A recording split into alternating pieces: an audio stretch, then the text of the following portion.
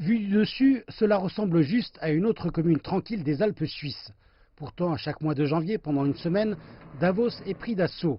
Plus d'un millier des plus grosses compagnies mondiales pêchèrent leur entrée pour accéder au centre de la commune. Peu après, quelques 250 dirigeants politiques, dont le président américain Donald Trump, leur emboîtent le pas. Ici, la sécurité est extrême. Le Forum économique mondial débutera mardi pour sa 50e édition. Il y a des questions critiques qui entourent cet événement quasiment à chaque fois qu'il se déroule. Par exemple, dans quelle mesure sert-il une finalité utile pour le monde au sens large? Ou bien s'agit-il davantage d'une étroite réunion de l'élite qui s'échange des tapes dans le dos et discute des manières de conserver ses propres fortunes et pouvoirs?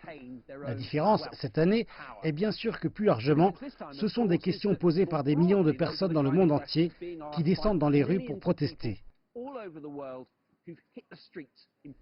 Des gilets jaunes en France aux manifestations au Chili, ces 12 derniers mois, il y a un jaillissement de la colère de la part de ceux qui disent qu'ils ont été laissés pour compte par la mondialisation. Et puis il y a les manifestations contre l'inaction climatique, qui semble être un problème à part. Mais ce qui lie les deux est un sens commun de l'élargissement du fossé entre les citoyens et ceux qui les dirigent. Les manifestations n'ont jamais vraiment été présentes lors des forums précédents, mais cette fois-ci pourrait être différente. En amont du forum, l'activiste climatique Greta Thunberg a appelé les manifestants à maintenir la pression en dehors de la salle de conférence. Aux dirigeants mondiaux et à ceux au pouvoir, je voudrais dire que vous n'avez encore rien vu. Vous n'avez pas encore vu le dernier d'entre nous, je peux vous l'assurer. Et c'est le message que nous apporterons au Forum économique mondial de Davos la semaine prochaine.